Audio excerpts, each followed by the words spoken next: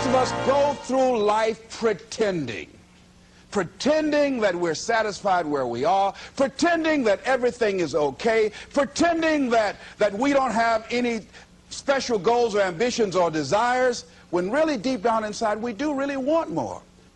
Find out what it is you want and go after it as if your life depends on it. Why? Because it does. It's time for you to look within yourself and decide that I'm in charge of my destiny. I'm in charge here.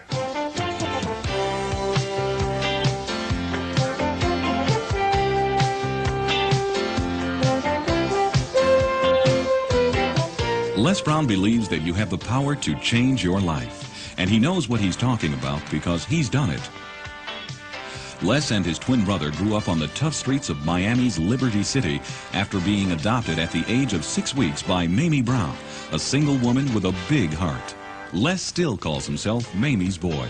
She expected things of him, so he graduated from high school, although he'd been mistakenly labeled mentally retarded in grammar school. And he built himself a successful career as a fast-talking disc jockey, although he had no radio training. And he became a community leader and was eventually elected to 3 full terms in the Ohio State Legislature. Along the way, Les developed a hunger for reading and self-improvement that led to his speaking career. Today, he spends his time enjoying his family, relaxing and being with his 6 children, and giving about 200 speeches a year, which focus on helping people find ways to overcome the obstacles they face in their own lives. Thank you. Thank you very much. How many of you thought about some things that you know that you deserve or you want out of life or you would like to enjoy, experience, and you found yourself blocking yourself? Raise your hand if that ever happened to you before. All right, very good. Here's what I want you to do. Shake somebody's hand on your right and your left, and here's what I want you to say. Whatever you're seeking, it's seeking you. It's seeking you. You can have it. You can have it. Give yourselves a round of applause, all right?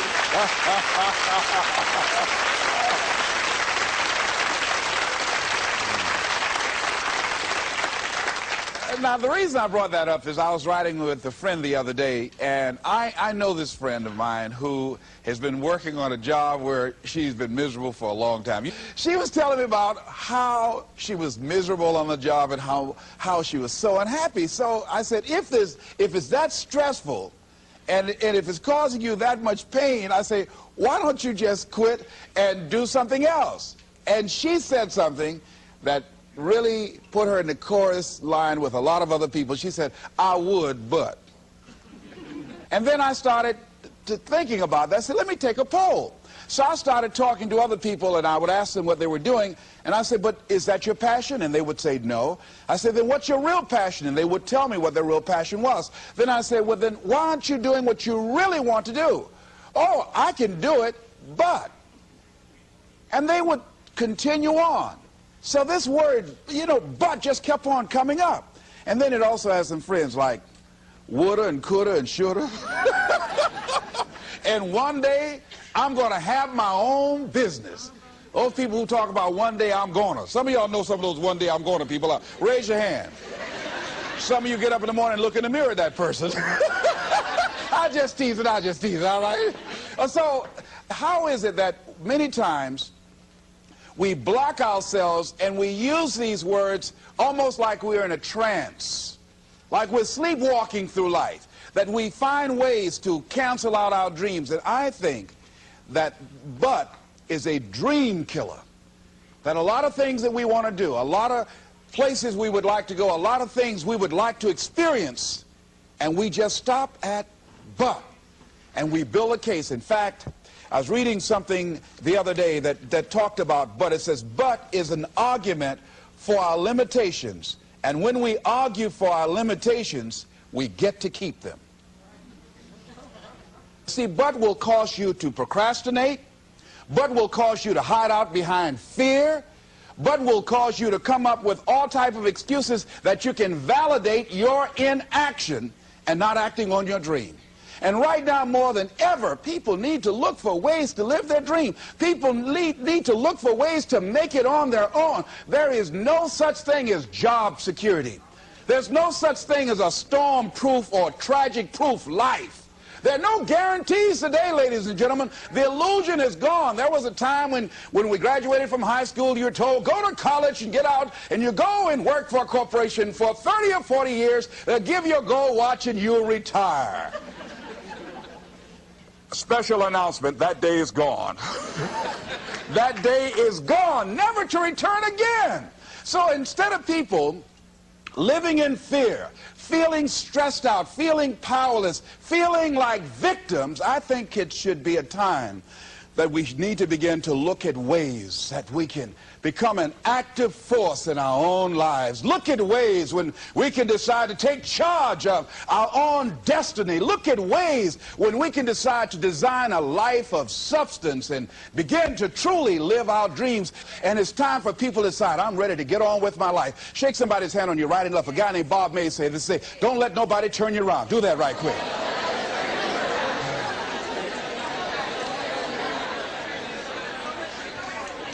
Now, you know, a lot of people say, I'm going to live my life one day when things get right. When I get all my bills paid. When I get my feet on the ground. I say, what have you been walking on? Always something there to build a case on why you can't move on, why you can't grow to the next level, why you can't begin to manifest your greatness, why you can't begin to live life on your terms. Always something there to block you, to keep you where you are, and keep you from beginning to develop your true greatness. Always some fear. How do we handle it? And I'm saying that if you've been hiding out behind but, if you've been using the fact that you don't have enough money or you don't have the education, take it head on. Go get the education. I was saying to a guy the other day who was saying, I said, how old are you? He says, 47 years old. I said, your sister tell me that you can't read. He said, that's right. I said, why? Well, you know, I didn't go to school. I said, excuse me, how old are you? I'm 47. 47? Yes. And you can't read or write? Yes. Have you ever heard of adult school, adult education? Have you decided that you should learn how to read to begin to expand your world? Why are you using that as a racket? Why don't you decide now that you're going to expand your world, that if other people can learn, you could learn too? Well, it's hard for me. Have you been and sit in a class yet? Have you signed up yet? No, I haven't. See, a lot of people say no, ladies and gentlemen, to things, and they don't even know what they're saying no to. They haven't even challenged themselves. He hasn't even gone to sit into a class and say, teach me how to read. Instead, it's been easier for him to go through life, he thinks, trying to play a whole con game, pretending he knows how to do something that he doesn't know how to do. And you know what? Most of us go through life like that. Most of us go through life pretending. Pretending that we're satisfied where we are, pretending that everything is okay, pretending that we don't have any special goals or ambitions or desires, when really deep down inside we do really want more. But if you look at our behavior, if you judge based upon what we do, that really will tell you some true stories about people, because you have to judge a tree by the fruit it bears, not the fruit that it talks about. See, a lot of people pretend that they want more out of life, but all you have to do is watch their actions. That will tell you something. So I used to pretend that I wanted to lose weight, but how could you tell I was pretending? Watch me when I have a piece of sweet potato pie. See, I was pretending that I really wanted to lose weight. No, all you do is watch what I eat. I'll tell you what I'm seriously committed to. People will tell you, oh, yeah, one day I want to have a restaurant. See, they're pretending they want to go into business for themselves. They're not serious. How can you tell, Les? Watch their actions. Watch what they're doing. The proof is in the pudding. So if you want to do something, if you thought about something you want to do, take it head on. Decide that you're going to start looking at it, start doing research on it, start tackling it, start becoming involved in whatever and wherever it might lead you to begin to explore the possibilities in that particular thing that you're seeking, so that you can begin to learn all you can about it. Decide that you're going to face it, that whatever shortcomings you have, that you're going to strengthen yourself there. Whatever training that's required, that you're going to go get that training, that you're going to get started right now. George Washington Carver would say, do what you can, where you are with what you have, and never be satisfied. S.B. Fuller used to say, and you heard Joe Dudley talk about, always strive to be more than that which you are. Yeah, don't get satisfied with yourself. Always know that wherever you are, you can enjoy more, that you deserve more. But most people, you know what they do? Most people go through life quietly and safely, tiptoeing to an early grave. Find out what it is you want, and go after it as if your life depends on it. Why? Because it does. People that have found their passion, people that found the things that they love, people that have found the things that they can pour their lives into, those people live longer. I was in New York and I had to do a seminar at a special church, and a guy by the name of Reverend Johnny Youngblood. And I said, how is it that you were able to build this big housing facility and got all of the various community and religious groups together to have this dwelling for 2,000 residents that were once homeless? How were you able to take on this responsibility? Wasn't it overwhelming? He said, the kind of work I do, he said, it's in me. I've got to live what's in me. And I think that's everybody's desire in life. You've got to live what's in you. Life is just too short and unpredictable. But what do we say? But there'll always be tomorrow. Oh, no. There's no guarantees you're going to show up tomorrow. There are a lot of people who were here yesterday that they're not here today. There are a lot of opportunities that were around yesterday. They're not here today. Oh, you can wait, but you know what Abraham Lincoln said? Well, good things might come to those who wait, but only the things that have been left over by those who hustle.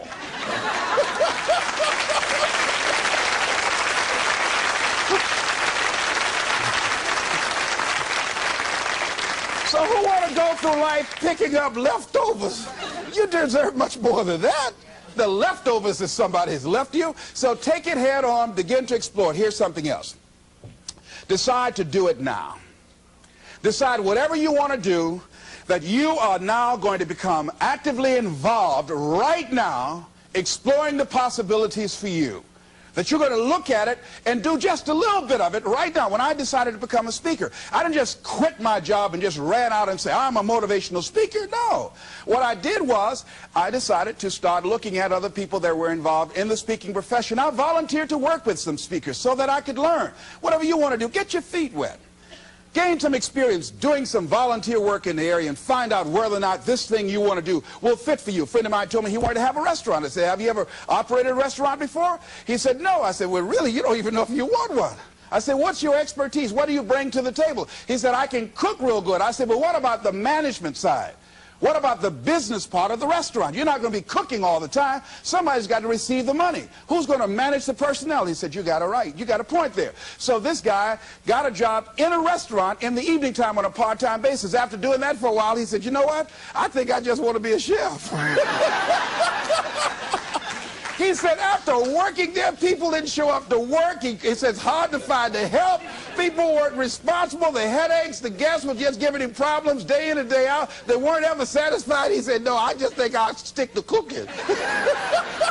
See, you got to find out what fits for you. Because you might decide that after you go up in there and examine it and experience it and get some experience under your belt on it, well, you say, this is really not what I want. This does not fit for me. So decide that you're going to do that. Now, John H. Johnson said something that's very important. He said, there's no defense against an excellence that meets a pressing public need. See, whatever you decide to do, look at it and find out what is it that I have that I could bring to the table that can begin to enable me to ensure that I could be successful in this. Where is the opening for you? There's room for you out here. Out here in the arena called life, there's room for you to come out and live your dream. Don't allow but to keep you in the corner or keep you up in the bleachers looking at life, being a spectator, not being a participant, making a difference in life. I believe that all of us came here with something. All of us showed up to give something, and that nobody's going to give that service that you have to give. No one's going to produce your product. No one's going to write your book. No one's going to open your academy. No one's going to begin to create your daycare with a special curriculum to help to cultivate the high self-esteem in our children. That's your idea. And if you don't bring your idea out here, when you die, all of us will suffer because we've been deprived of your genius because you allowed butt to keep you in the bleachers and not pursuing your greatness. You take it to your grave with you. And that's what most people do. I think that's why the guy said that many people die at age 21 and don't get buried until they're 65. They're walking dead. You can tell them by the way they walk. How they look in the face. When they speak to you.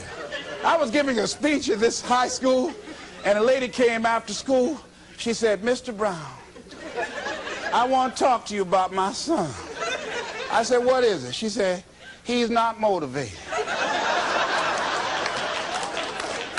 I said, "I wonder why."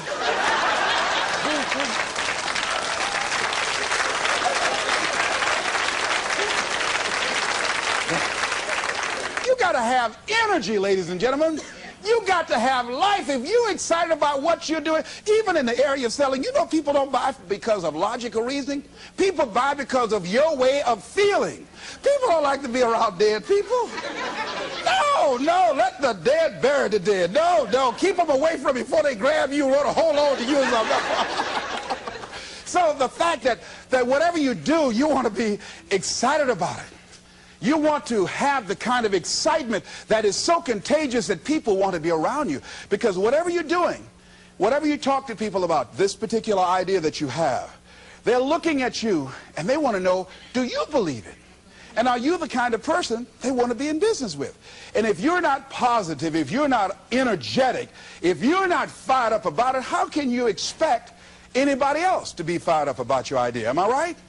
All right, repeat out to me, please. I'm going to be fired up about my dream. I'm going to go at it with everything I got. Shake somebody's hand on your right and left and say, "You got what it takes."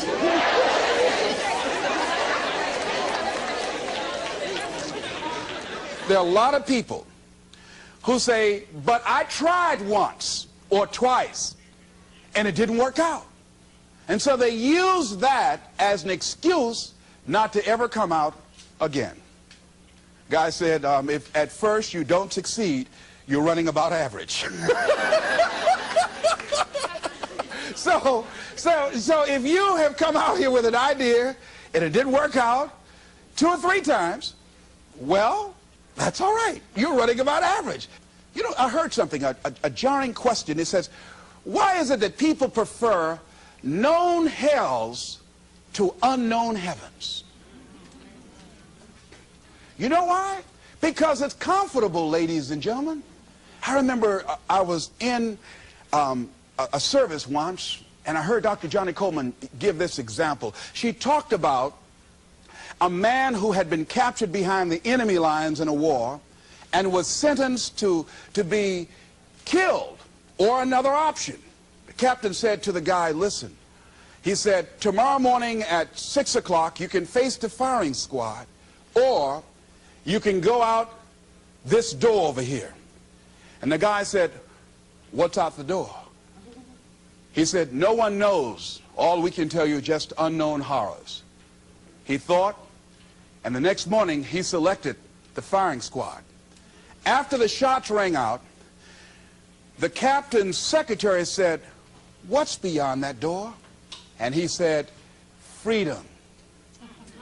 But very few people would select to do it because it's unknown.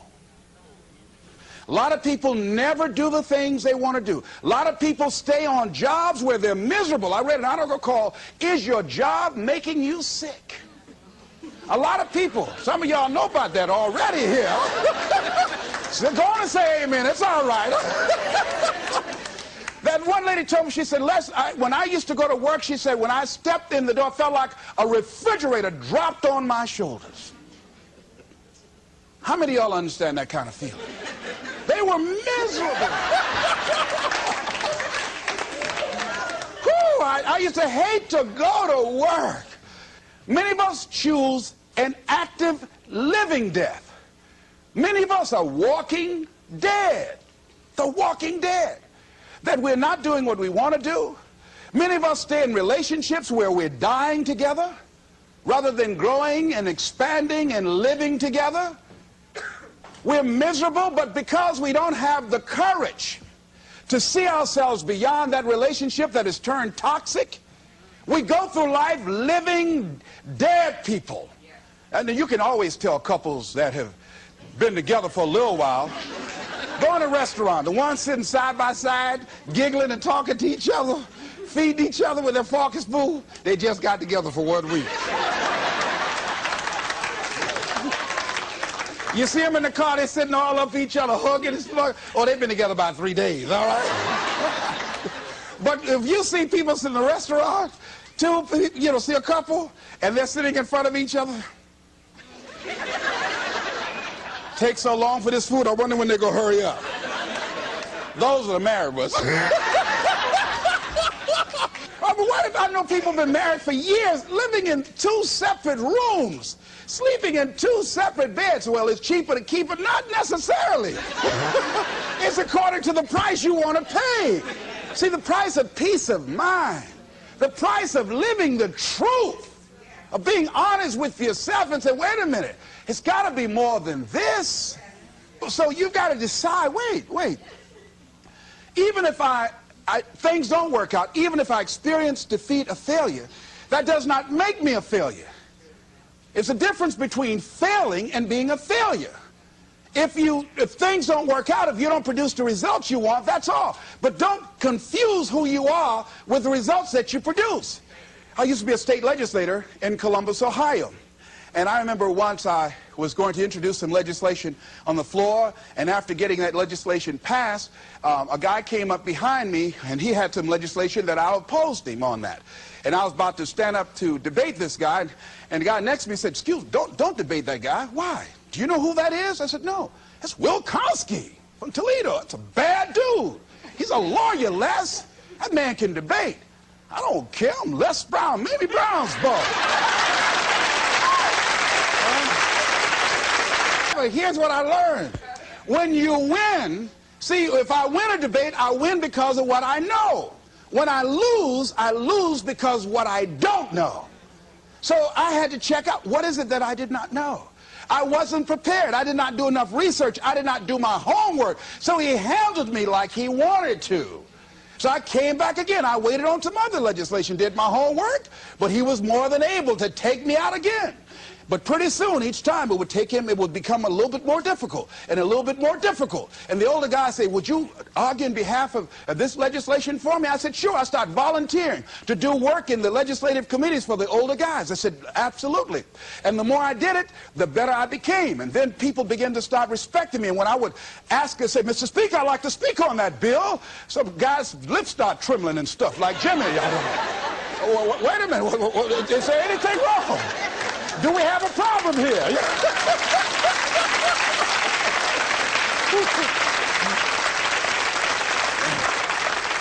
But if I wasn't willing to be humiliated, if I wasn't willing to allow myself to be embarrassed, if I wasn't willing to be debated and defeated, if I wasn't willing to look at it and say, well, I'm just not good as I'm going to be. You know what that lady said? Lord, I ain't what I want to be, ain't what I'm going to be, but thank God I sure ain't what I was. Doesn't that make sense?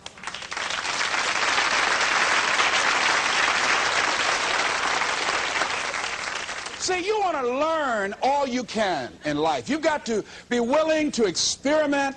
You've got to be willing to learn to dance with life. You know, Larry DeAndre said, if you don't learn to dance with life, life will pass you by and get another partner. I'm saying you're going to have to dance even if you don't want to.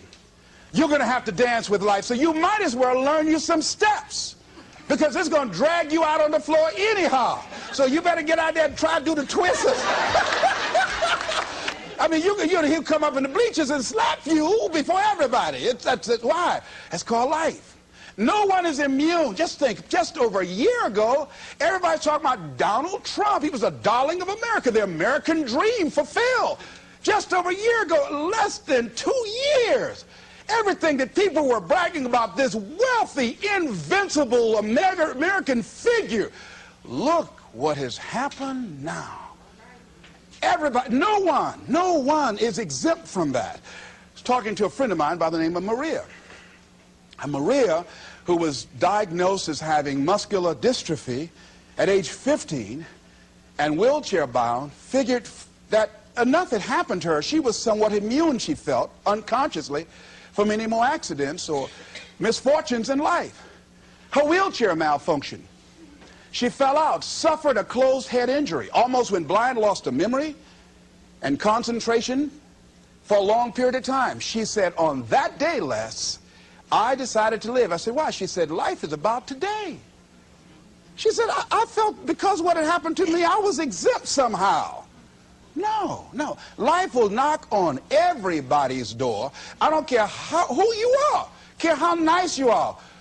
Life will come get you. People will dislike you because you're nice. Oh, she thinks she's nice. She's some Miss Goody Two-Shoes. People will dislike you because you look better than they do. Because you have more than they do. They're envious and make up lies about you and attack you. They're envious of you. Why? I don't know. That's the way they set it up. I don't know. I don't even ask any questions. That's just the way it is. That's the way it is. Handle it. And that's what Maria said. Les, I'm going to live. She said, and they told me I was going to go blind. I said, wait a minute, can you imagine me around a shopping center in a wheelchair and a walking dog too? Oh, no. She said, I'm going to see, Doc. I've got to. And she can see today. That willpower, that determination, very positive, upbeat person. I say, but don't sometimes you feel sorry for yourself, and don't you wish you had the capacity to do what other people do? She said, I don't waste my time comparing my condition with other people, one. And she said, people that suffer from a lack of motivation suffer mainly from a lack of self-appreciation. She said, I know that I have value, and the fact that I'm in a wheelchair doesn't make me any less of a human being who can contribute something to life.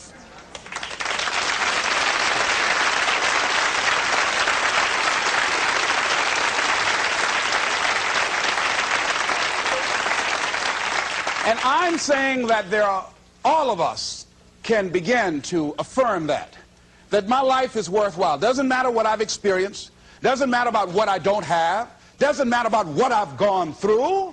What's important is that where I am right now, that I live life and I experience my life fully.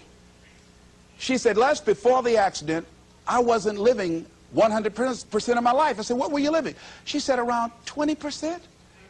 And I said, you know what? I said, I know what that's like.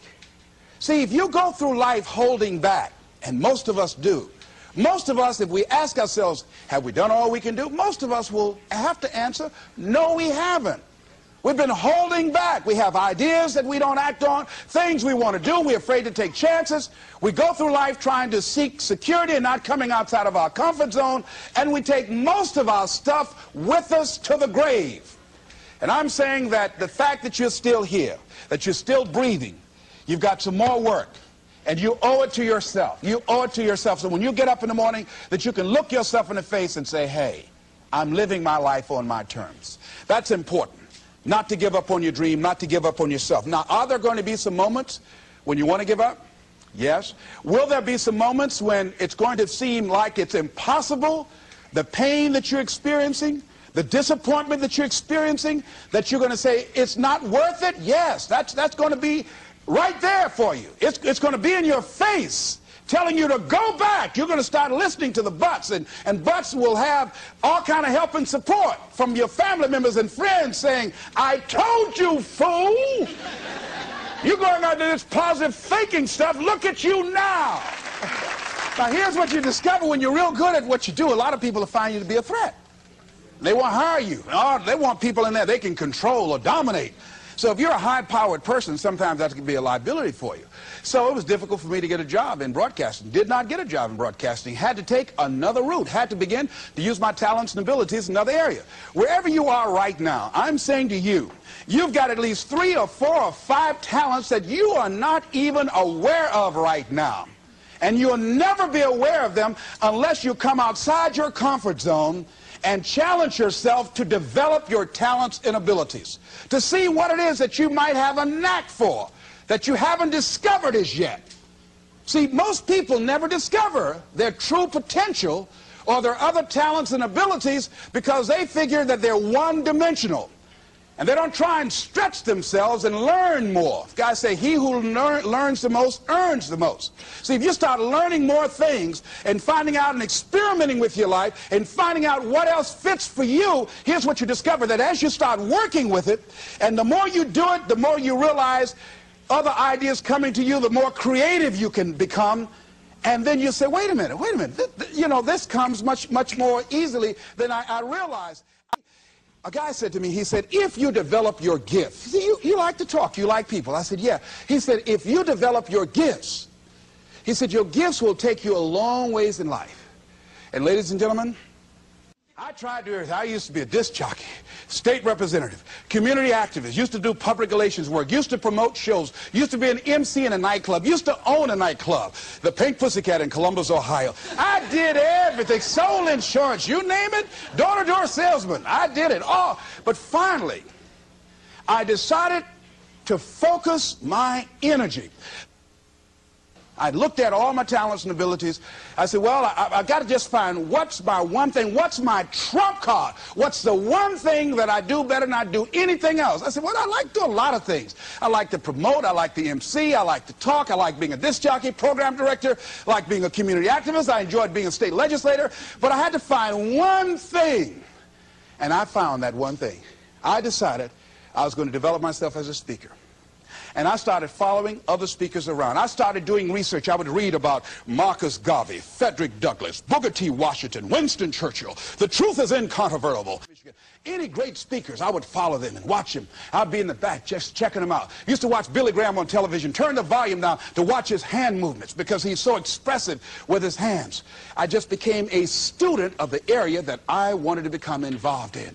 I would go to the motivational rallies, join the National Speakers Association, and watching all these guys, and then I would work and practice in other areas and developing my own style. Sometimes I would imitate other guys, and eventually what you'll begin to do is that you emerge and develop your own style as you do it and work with and work with and work with and work with it. And I say to you, that is so exciting. People that are working on their dreams and developing themselves, they have a different kind of walk.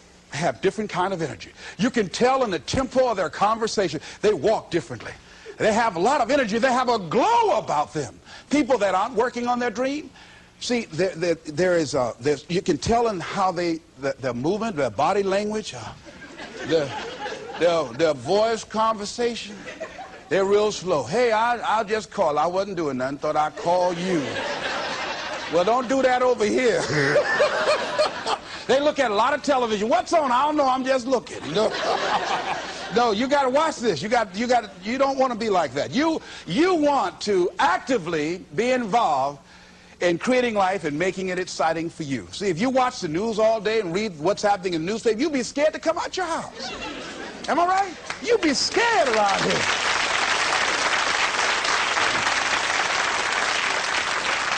See, you've got to keep the little boy and the little girl alive in you. See, most people don't smile. You know that? Just smile. Just smile sometimes. You know, even if you're homely, you look good when you smile. Watch good. I'll just play it. I'm glad to be alive.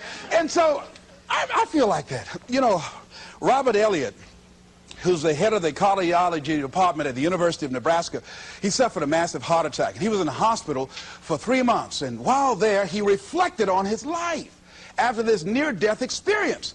Because his mother and father, both of them had no history of heart failure, both of them lived to be over 80, and he wrote something. In order to live a long life and be happy, he said, rule number one, don't sweat the small stuff. And rule number two, it's all small stuff. Isn't that real? That's real.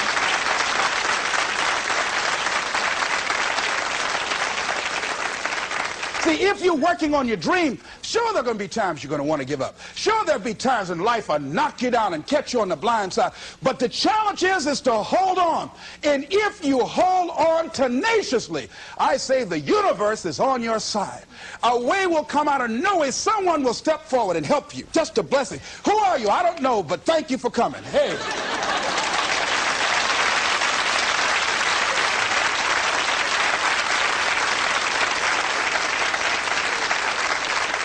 So don't allow the difficult and challenging times to demoralize you. I love to quote this guy, Charles Udall. He said, in life you will always be faced with a series of God-ordained opportunities, brilliantly disguised as problems and challenges.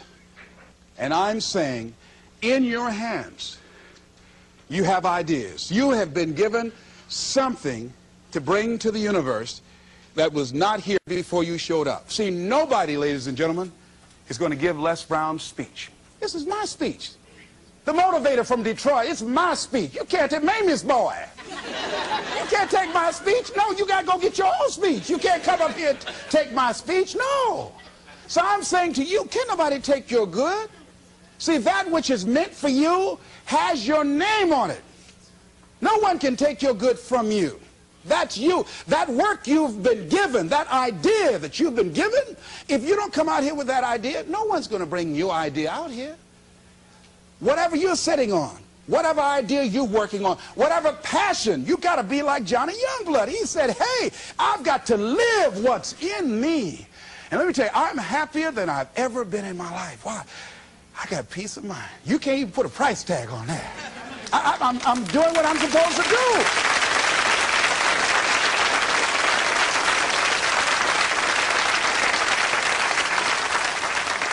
And I say to you, the universe is calling you. A young lady wrote me a letter once after hearing me speak in Detroit, and I had just finished working with some kids, and it really was a short letter.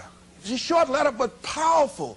And the letter read, she said, the voice of greatness has called me, and I'm afraid to answer.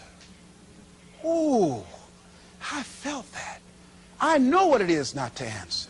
See, I could have been doing this years ago, but I was afraid to answer. I had these buts that I was hiding behind. Oh, let me get ready. Got a friend named Carol, been going to school 10 years, got all kind of degrees. Ain't doing nothing in life. You know, I'm saying answer your call. The universe is calling you. Here's something about life. You can't get out of it alive. Hello? You can't get out of life alive. Live now, like Maria said. Live your dream now. So, the other night I had a funeral, and I don't mind doing it again. We buried Bud. We said, Bud, you won't have no place in our lives no more. These dreams you've been killing. Oh, Bud, you ain't gonna kill no more dreams up here. Everybody repeat after me. Bud, get out of my life. I don't need you no more. Don't come back here. Shake somebody's hand on your right and left and say, keep him away.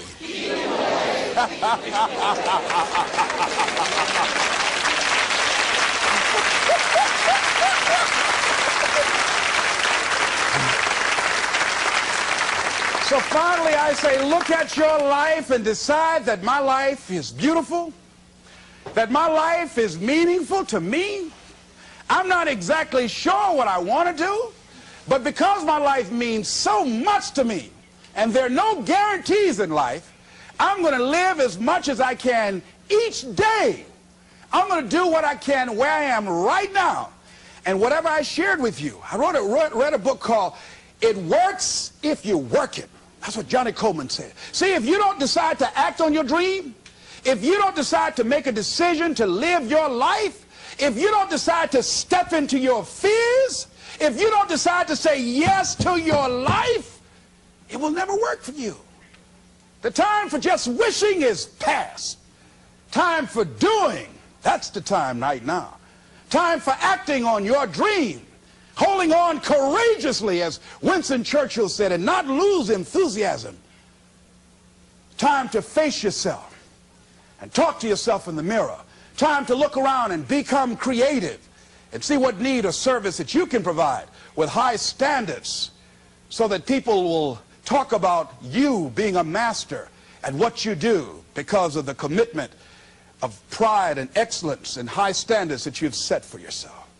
It's time for you to look within yourself and decide that I'm in charge of my destiny. I'm in charge here. And I'm not going to allow anybody to turn me around. I am determined that I'm going to make it. And here's something, ladies and gentlemen, when you make it important, it's not a preference, it's not negotiable, it's a must. And when you decide, I'm going to do it, regardless of the opposition, regardless of the difficulties, I'm going to make this happen because it's important to me, I'm saying the universe will yield to you and life will never be the same again. Live your dream. This is Mrs. Mamie Brown's baby boy, Leslie Calvin Brown, saying it's been a plumb pleasing pleasure as well as a privilege. Thank you all here. Thank you very much.